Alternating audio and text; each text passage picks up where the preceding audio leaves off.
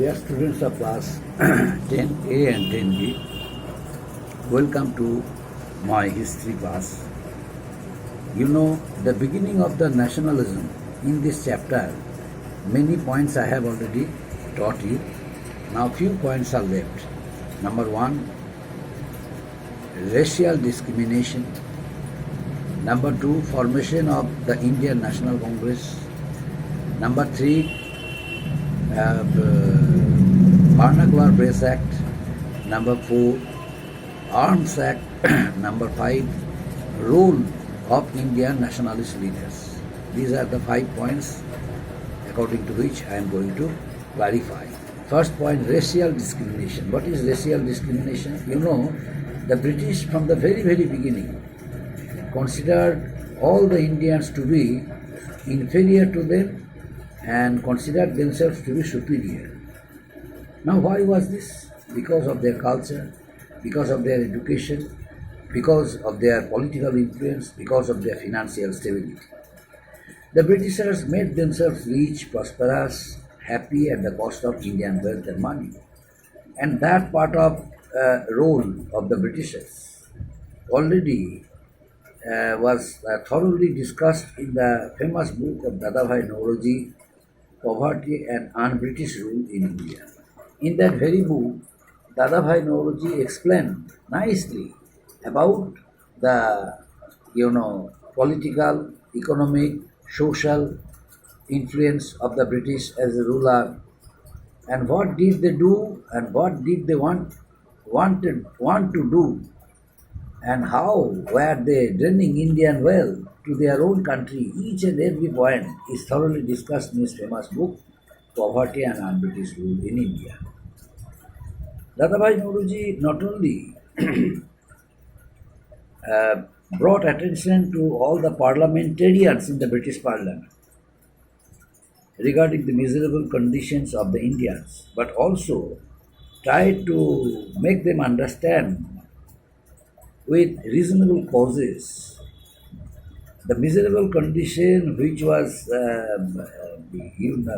there in India. It was nothing but man-made things. It was created by the British.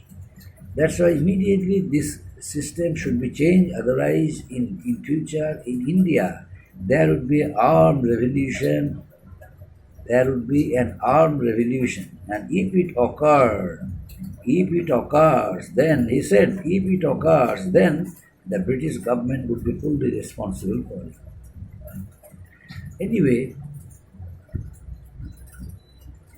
in the next phase of their administration, and the Britishers adopted many repressive policies. You know, Lord Ripon came to India as a viceroy, but he was a noble-hearted person, Lord Ripon. That's why his name is uttered till today as a name of a sympathetic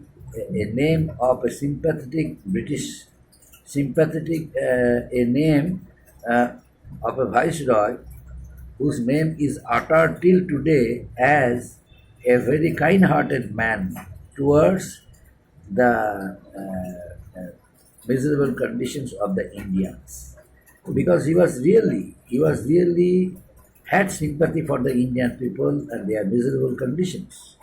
But he was unable to do anything since he was the viceroy of India. He had to follow many protocols. That's why he was unable to do anything. But he tried his level best to give importance to the Indians. I am giving one example, then that matter will be clear to you. Lord Ripon, as a viceroy of India, suggested one member of his council, Justice Rowlatt, to pass one bill according to which both the Indians and European judges would be given equal importance. Earlier, what was exactly the system?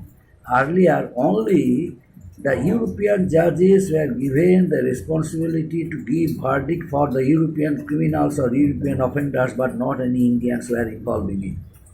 Why? Because the Britishers had common hatred for the Indians.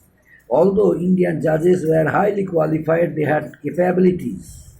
As a judge, they could shoulder all responsibilities as judges, but still they had no access to the field of judicial system under the Britishers. That's why only European judges gave verdict for only European criminals or European offenders, but no Indian judges. But under the suggestion of Lord Ripon, Viceroy of India, a member of his council, Justice Rowlatt, passed an act known as Rowlatt Act. Now, what is Rowlatt Act and what are its terms? Under the terms of Rowlatt Act, the European criminals would be given trial both by the Indian judges and European judges. That means both the two judges, European and Indians, were given equal importance. As a result, the European judges, they vehemently opposed that system. They criticized the terms of the Rowlatt Act, and ultimately Lord Ripon had to bring certain changes in the terms of the Rowlatt Act. It was decided that only the Indian judges would have to take advice of the European judges while giving verdict. That means both of the two judges would consult each other while giving verdict for the European criminals. Then the chapter was temporarily closed. And within the same year, Arms Act was passed. It harmed the sentiments of the Indians. Why? Because Indian people were not allowed to carry any weapon, any arms, without being consented by the Britishers. But the Britishers did not have to take any permission from their government, but only the Indians. Naturally, it directly harmed the Indian sentiments. This act of racial discrimination forced Indians to raise their voice against the British oppressive rule, the British oppressive policy, and ultimately it paved the way of starting an armed revolution in India. Next point,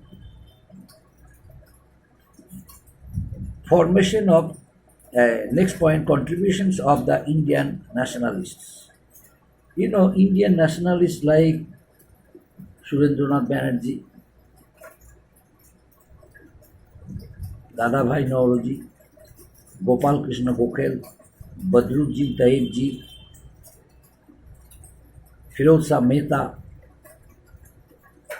Lala Lajpat Rai, Bal Gangadhar Tilak, Bipin Chandra Pal, Aurobindo Ghosh, Barin Ghosh, and so on. They dedicated their whole lives for the noble cause of country's freedom and country's struggle movement. The Indian freedom struggle started under their care, under their special care. But during initial stage,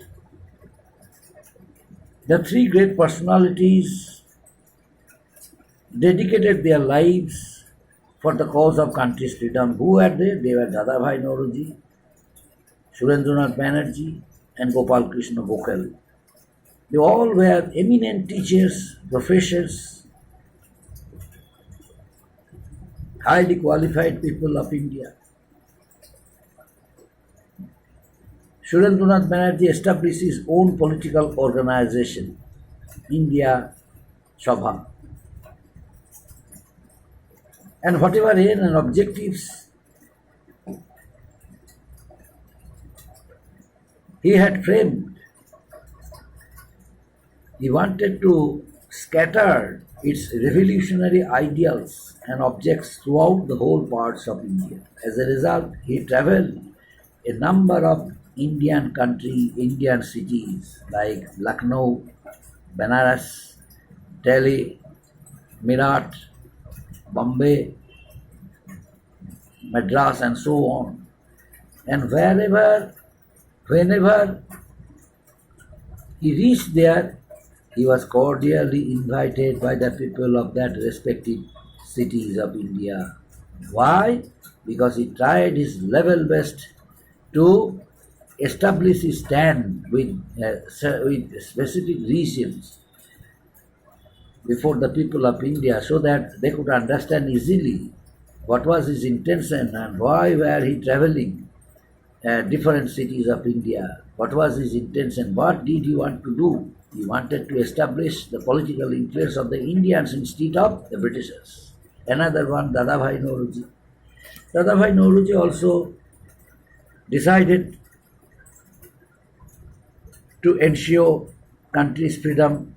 That's why Dadabhai Nauroji also set up his separate political organization, and he also decided to criticize the government policy in a constructive way. And another one, Gopal Krishna Gokhale, he also tried his level best to provide child education. He set up a number of primary schools. He wanted to remove illiteracy from the grassroots level of the society. That means he was not only a great politician, but also social reformer. That's why Gopal Krishna Gokhale, Surendranath Banerjee, and Dadabhai Nauroji, these three nationalist leaders formed the early nationalist group and decided to produce their demands in a legitimate way. Now, what was about the motto of their ideologies? Their motto was to produce their demand through the process of prayer, petition, and protest. Prayer, petition, and protest. But during the later half of the 19th century or the first half of the 20th century, there came an wave of anger among the nationalist leaders. During the last part of the 19th century, the Congress leader decided that separate political organizations which were established by them separately would not bring success. Now, what was to be done? They would have to set up one all Indian political organization which would work as the representatives of the Indian people and would protest all kinds of injustice